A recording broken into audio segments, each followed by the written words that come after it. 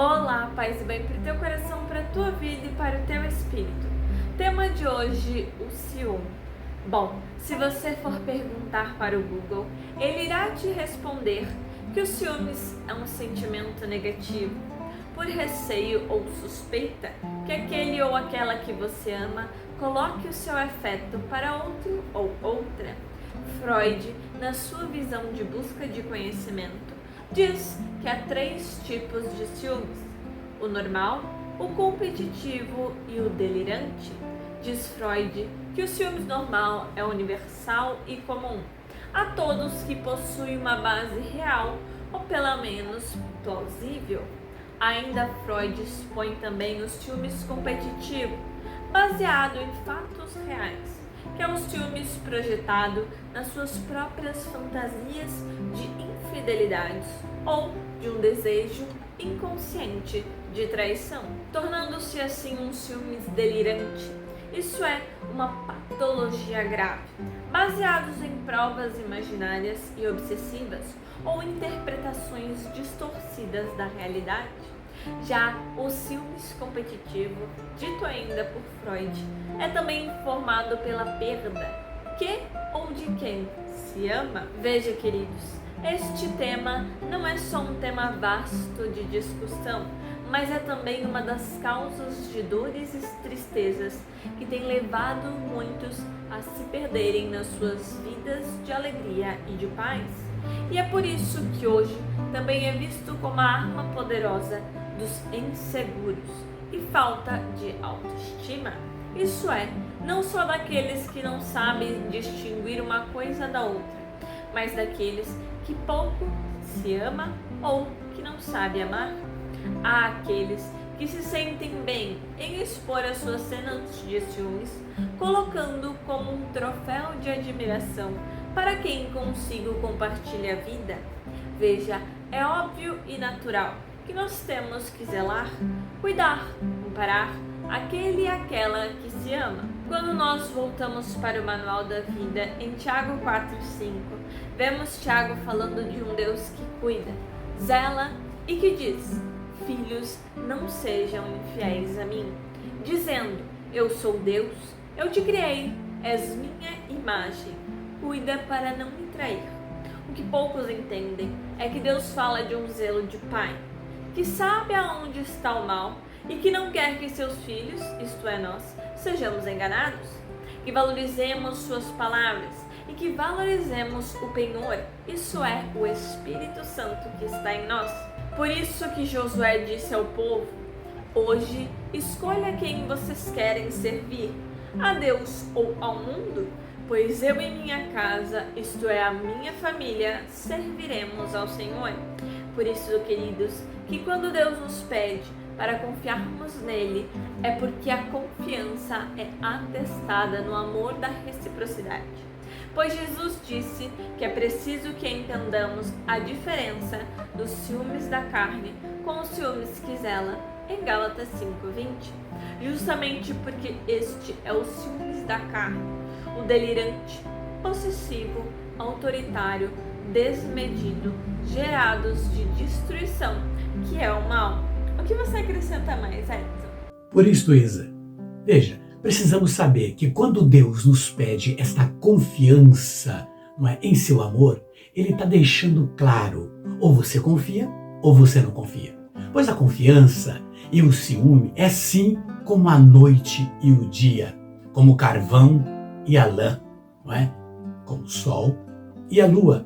Não é? Veja, pois o ciúme desmedidos nos leva a perdas incríveis, dores, angústias, tristeza e etc. E por aí vai.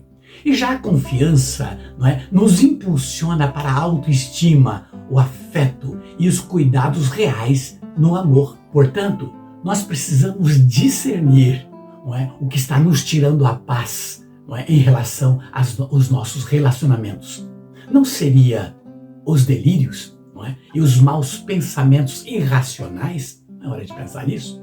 Tudo por causa das nossas fantasias de traições, fazendo delas uma certeza. Por isso que devemos saber que quando há uma reciprocidade de amor, aí há paz. Assim Deus nos amou, não é? Ao nos criar à sua imagem e nos chama a amá-lo na mesma proporção de se doar por ele, não é? Que nos faz, ou nos leva a viver o divino no humano, nos nossos relacionamentos, não é? Por isso devemos resistir os impulsos dos ciúmes delirantes ou fantasiosos, não é? Ou não confia, né? Ou aquele que não confia, isto é. Por isso que a confiança e o ciúme, não é? Quando ela estiver em um coração, não é? O templo do Espírito Santo que somos nós, não é? Está em desordem, sem sintonia com o real. Por isso devemos escolher, não é? Ou confiar ou desconfiar, né? Amamos ou deliramos. Pois, quando resistimos aos impulsos dos ciúmes delirante ou irracionais e sem perdão, caminhamos à cega e tudo analisamos à flor do delírio e da raiva. Não nos precavemos do ridículo, não é? De se alardear. Meu ciúme é por amor, né? Como se fosse uma virtude, aonde, na verdade, é só imaturidade do ser afetivo e espiritual. Por isso devemos analisar friamente, não é? Nossos pensamentos que nos levam à desconfiança. Pois certos pensamentos, na flor do ciúme irracional, nos faz fantasiar o mal da depravação de mentes de delírio. Isso é fato, não é? E se assim nos policiarmos, estaremos vivendo, sim, o divino no humano, que é a única forma, não é, de um bom relacionamento de reciprocidade, de diálogo afetivo. Veja, você já parou para refletir, não é, que o ciúme, mal, não é por algo que aconteceu, não é, mas o de imaginar o que não aconteceu? Pois os ciúmes que vêm com delírios nunca termina bem. Você já parou para pensar, não é, que os ciúmes dos delírios, dos pensamentos maus, não termina bem, não é? Há um provérbio que diz, né, que o fogo dos ciúmes não é uma labareda, não é? Não é? Mas larvas de um vulcão. Veja, é claro que os ciúmes têm o seu lado bom, não é? Mas é sempre o lado ruim, não é, que aflora. Veja, e não é por isso que no coração do ciúme delirante nasce, não é, os dramas e as tramas. É fato. Veja, queridos, você já observou que uma pessoa perdido ou perdida, não é, no ciúme, sua face, não é, seu sorriso, seu semblante, não são reais. Por isso, veja que ter ciúmes pode ser também zelo, mas não é o zelo e não é zelo quando se delira, mas raiva e pura trama. Por isso, meus queridos, novamente digo, devemos amar com o nosso coração. Veja, se não é por isso que devemos buscar sempre, não é, o equilíbrio da razão e do sentimento para um bom controle dos pensamentos. Saber entender que o ciúme não é somente, não é, como os espinhos de um belo pé de rosas que fere apenas as mãos, mas também o coração e a alma. Né? Por isso somos sempre chamados, não é, para o banquinho do diálogo, de reciprocidade, não é? E com a sinceridade do amor, sermos recipiente da mansidão e da condescendência. Afinal, Paulo apóstolo nos ensina que o amor tudo suporta. Veja, meus queridos, né, que os ciúmes constitutivos é visto como um afeto primordial no desenvolvimento da reciprocidade do amor e do diálogo. Que lindo, não é? Portanto, para terminar, não é?